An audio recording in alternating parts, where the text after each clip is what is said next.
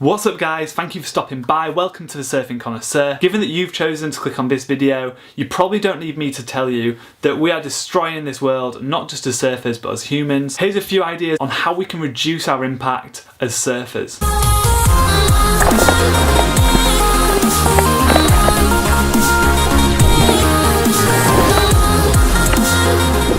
So as I said in the intro guys, we are destroying this planet, which as surfers is pretty damn sad as we rely on the natural environment for our kicks. We need to do all we can to protect the oceans and the ocean environment. The paradox of this whole situation is that surfing in itself is hugely unenvironmental and there are damaging effects for the environment despite the fact that we more than anybody should be protecting the environment. Here's just 7 of the many ways that you can reduce your impact on the environment as a surfer. Not only are most of them free to do, but some of them will even save you money in the process. So there's no good reason not for making some small changes in your life. Although the first one of my suggestions won't actually save you any money, it certainly won't cost you any either and will cost you very little in the way of time. It centres around the ideas of 2 companies, which I believe to be non-profit / charity companies. One called 2 Minute Beach Clean and the other Take Free for the Sea. I'll link both the companies in the comments below. 2 Minute Beach Clean is based on every time you go to the beach, spending 2 minutes, that's it, 2 minutes, that is all,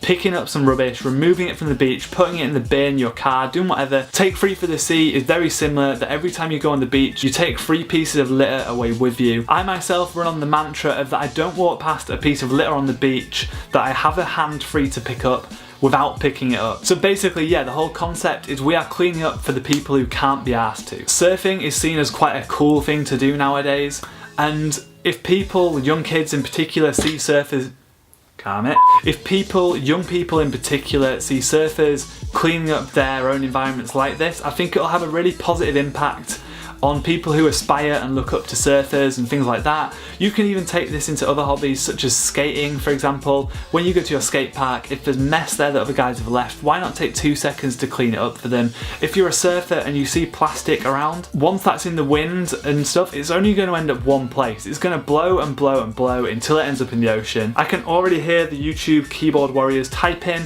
saying that that will make such a little impact because they're only one person and how can I do it? Well, firstly, stop moaning and start doing something. Although this suggestion isn't solely for you people, I'm going to dedicate it to you people. Why do you think about joining some organisation that makes these differences?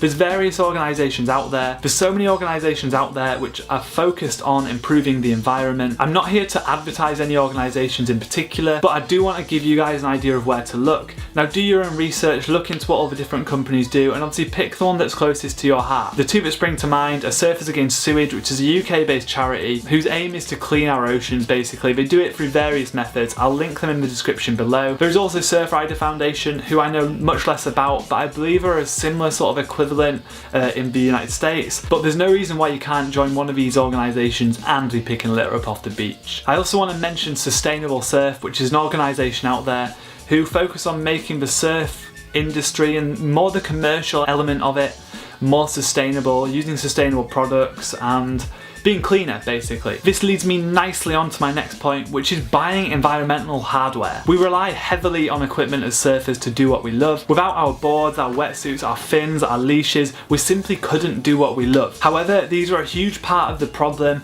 as wetsuits are not environmentally friendly things to make, surfboards the same, leashes, they're all made of pretty toxic and nasty products. However, there are companies out there now who I'm not going to name. Going back to Sustainable Surf, if you check them out, they do a lot of accreditation for about which surfing products are environmentally friendly, so you can be guided by some of their advice. Rather than just considering what your favourite surfer is riding, why not consider which is best for the environment? One of the criticisms of the environmentally friendly surfboards and wetsuits is that they aren't as good as the older style PU boards or the older style wetsuits, which are sort of slightly more stretchier than the environmentally friendly versions. What I'd say though to counter that is, do you need the best? The advertising makes you feel like you do, but do you need it? It's one thing surfers on the CT saying that a board is not flexy enough for them, for example, or a wetsuit's not flexy enough. It's another thing you or me saying this, hobby surfers doing it for fun. Is it really going to affect our performance and our enjoyment so much? So on the same note as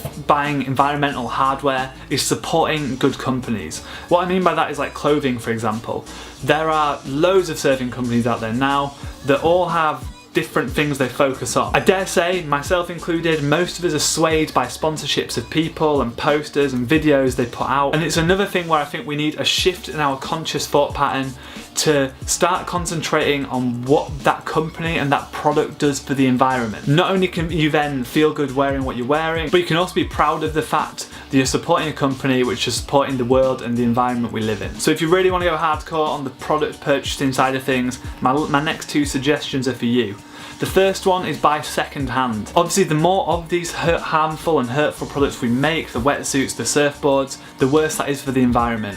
Now, there are loads of surfboards on eBay, there's Facebook groups selling surfboards, Gumtree in England, I think is it Craigslist in Australia and America, your local surf shop. There's so many different places where you can get second-hand surfboards and products. I accept that wetsuits are maybe the exception to this rule because they deteriorate over time. Surfboards though, providing they're ding-free, and particularly with some of the newer, more long-lasting materials, do seem to last a little longer. You will also save yourself money by buying second-hand. Now the final purchasing-based one I did say was another hardcore one, and I, as much as anybody who struggle with this, it is to not purchase as much, full stop. We as humans, not just surfers, are suckers to advertising. Consumerism is rampant in today's age.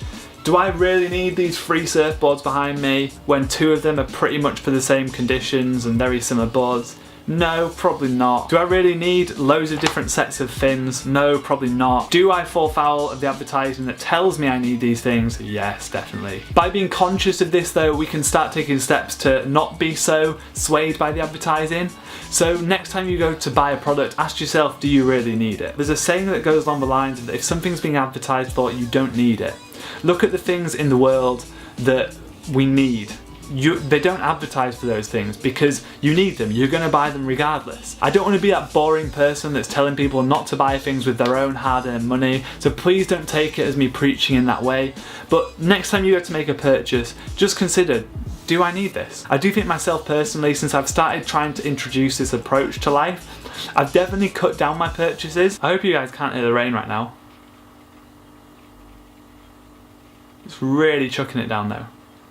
Anyway, my last one is a very general one that is to be more environmentally friendly in your day-to-day life. There are heaps of things which you've no doubt already had force-fed down your neck by the media, at schools, at homes, everywhere. Even the most dedicated and committed surfers spend more time out of the water in the real world than we do in the water. So in those times, why not take little steps to make a difference? If we all do them, if all the billions of people around the world take steps to reduce their carbon footprint, it will make a huge difference. So what am I talking about? I'm talking about like driving, for example. If you don't need to drive, don't do it. Walk, by public transport. It'll take you a little bit more time, it'll definitely save you money in petrol, and it'll definitely contribute towards saving the environment. Also, like really little things like turning the lights off when you're not using them. I said when you're not using them, I'm clearly using them right now.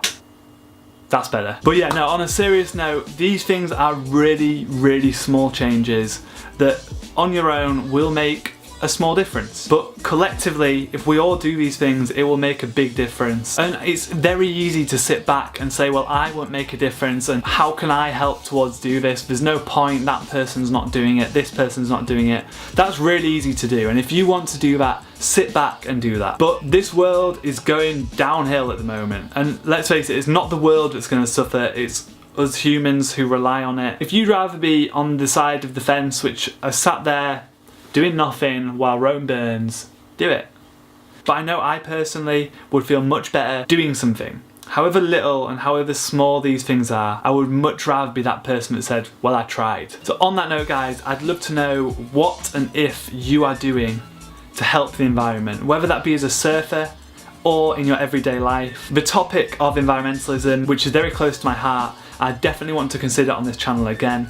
So it'd be awesome if you guys could come up with some ideas down below, and then we can maybe share those in a future video. I hope you enjoyed this one though. If you did, hit that rectangle up there and it'll take you to a previous video of mine. If you did and you want to see my future videos, try that circle button down there, and that'll subscribe you to my channel for free. Thank you very much for watching, guys. I'll see you soon.